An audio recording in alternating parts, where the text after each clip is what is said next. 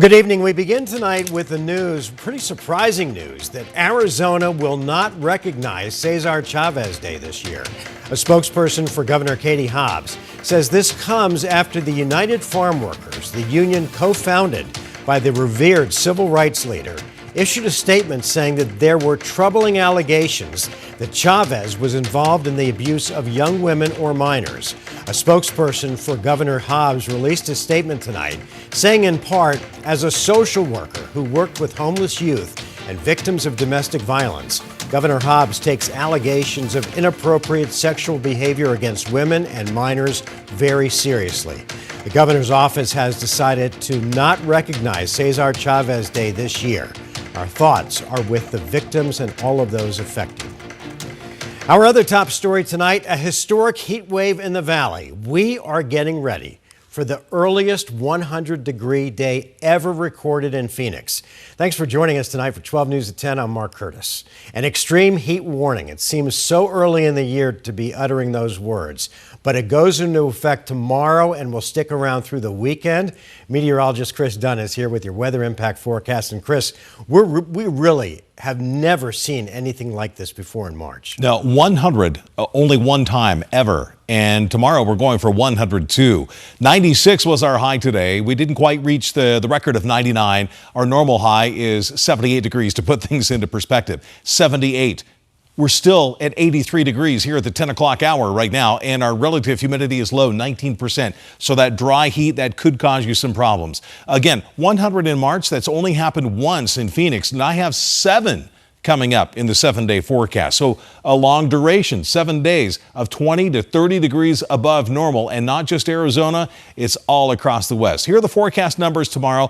Flagstaff, your all-time record high for March is 73. You'll hit 78. Show Low, your all-time record for March is 80. Very close to it, 79. I think you'll pop up into the 80s by the time the weekend is done. And there's that 102 in Phoenix. Now, we do have an alert, weather impact alert starting tomorrow for the valley because of 100 plus. But technically, we have the extreme heat warning that kicks in on Thursday, and that goes through Sunday, and it has to meet a certain threshold of temperature depending on the time of the year. Obviously, if it's 104 in July, that's a normal July day, but 104 in the middle of March is incredibly hot. So the extreme heat warning goes from Thursday all the way through the weekend, but we have our weather impact alert kicking in tomorrow and going through the weekend and into early next week because of 100 degrees plus, which again, as Mark said, has never happened around here for quite this stretch. 7 days of record highs, our first 100 by tomorrow. We'll take a look at all of those record highs and where the records stand and how many records will fall coming up. Mark? It's a lot of records, Chris. Yeah. Thanks. As Arizona heats up much earlier than usual, water safety advocates are concerned that we could see a spike in drowning calls. It comes after a 2-year-old little boy was pulled out of a pool last night. Thankfully, he's expected to survive. 12 News journalist Gabriela Becerra is here with a water safety reminder. And Gabby, I mean, normally we're doing these kinds of stories maybe in May, certainly not in March. It's definitely early, Mark, and experts say not only is it important to have barriers that prevent drownings, but also life-saving knowledge in case an accident does happen. I spoke with a Valley mother who knows this all too well.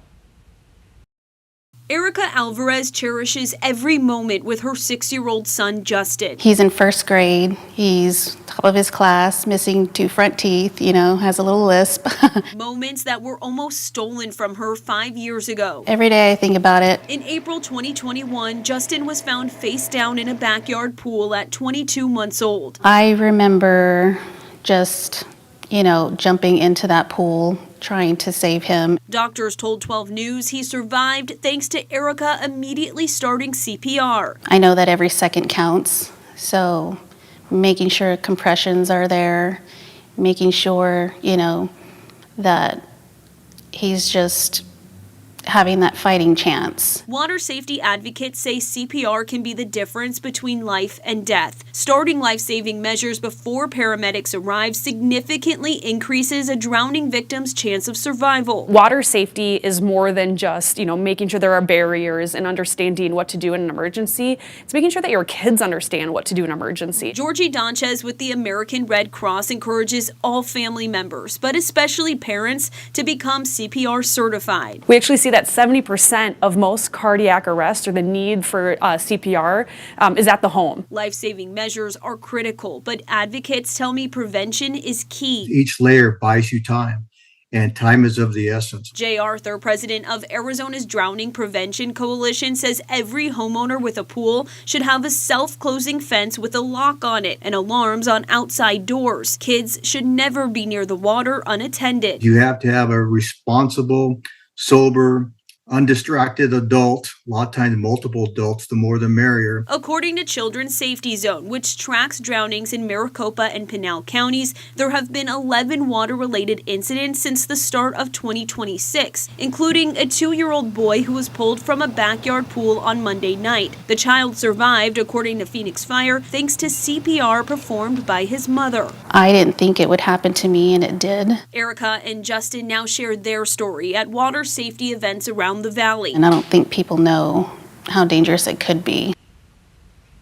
We have water safety resources, including where you can sign up for CPR classes, on our website, 12news.com. In studio, Gabriella Becerra, 12 News. Gabriella, thanks. Tonight, a man is facing a first-degree murder charge after officials say he shot and killed his estranged wife. According to court documents, Robert Marin lured Heather Marin, his ex, to his home, where he shot her multiple times inside their garage.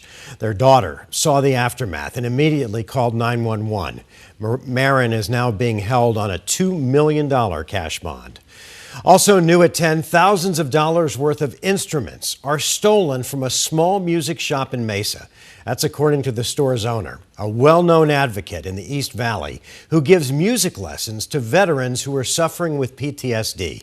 12 News journalist Chase Golightly spoke with him this afternoon about how this not only hurts him, but also those who rely on those instruments for healing. Lee Huff, who owns the store here in Superstition Springs Mall, actually closed early that night to go help a distressed veteran. When he came back the next day, he noticed that his door was forced open and several guitars were missing. I felt so violated. These empty stands are where Huff's favorite instruments were proudly placed. Gibson Les Paul, Kamaka ukulele, it's like the Cadillac of ukuleles. Those and a few others, all stolen.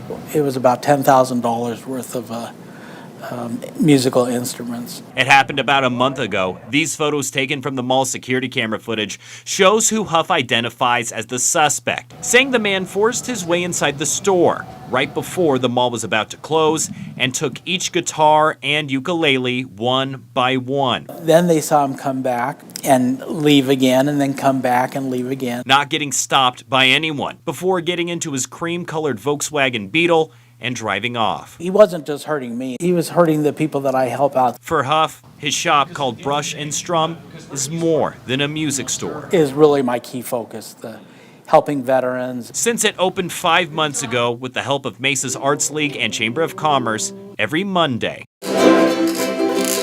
Huff invites veterans living with PTSD to pick up an instrument and teaches them how to play, using music to cope and find community. It's like they're coming out of their shell, and the music is really healing, and they have this camaraderie with each other. It's just exciting to see that. There's almost no greater feeling that I've had than to, make a difference with our nation's heroes. Instruments that are now gone. To take those things away from our nation's heroes really affected me. He almost decided to call it quits until those same veterans helped him, encouraging Huff to put together a fundraiser to raise money to get more instruments. Here I've been, wanting to lift them up, and then all of a sudden they are lifting me up. With that, I was determined I'm going to continue to do this. A moment he will never forget, but hopes whoever did take those instruments, once used to heal, will be found. Now, if you recognize the man seen in that security camera footage or the vehicle, you are encouraged to contact the Mesa Police Department. We're in Mesa. Chase Golightly, 12 News. Chase, thanks. Arizona Attorney General Chris Mays has filed criminal charges against Kalshi, the world's largest online prediction market, for allegedly operating an illegal gambling business in Arizona. Mays is going after Kalshi for illegally taking bets on sports and elections. It comes after Kalshi filed its own lawsuit seeking to block any enforcement action by Mays.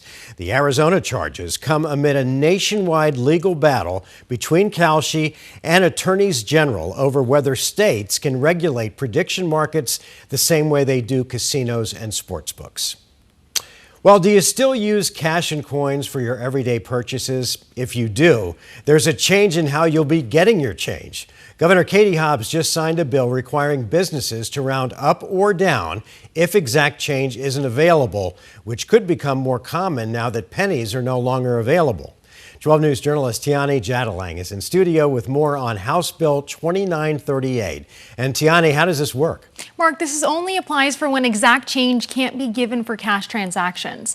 The method rounds to the nearest nickel, and some local businesses in the greater Phoenix area have already started implementing this method well before this bill was even signed.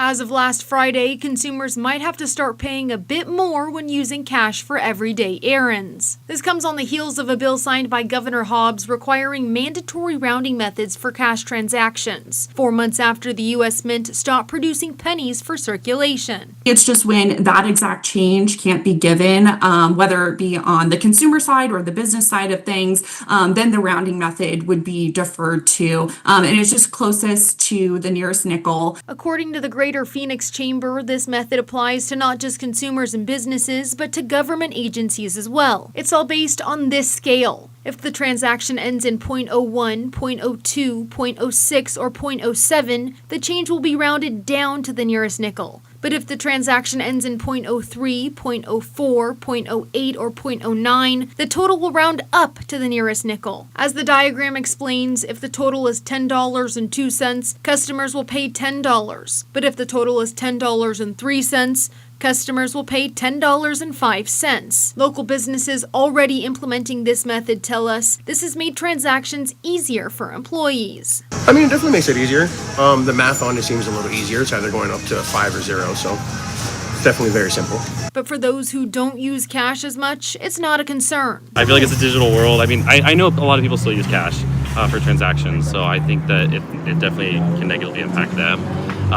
But I personally, for me, I just don't see much of an impact on my life.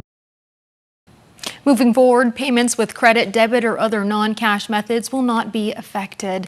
Live in studio, Tiani Jadalang, 12 News. Tiani, thanks. Still ahead.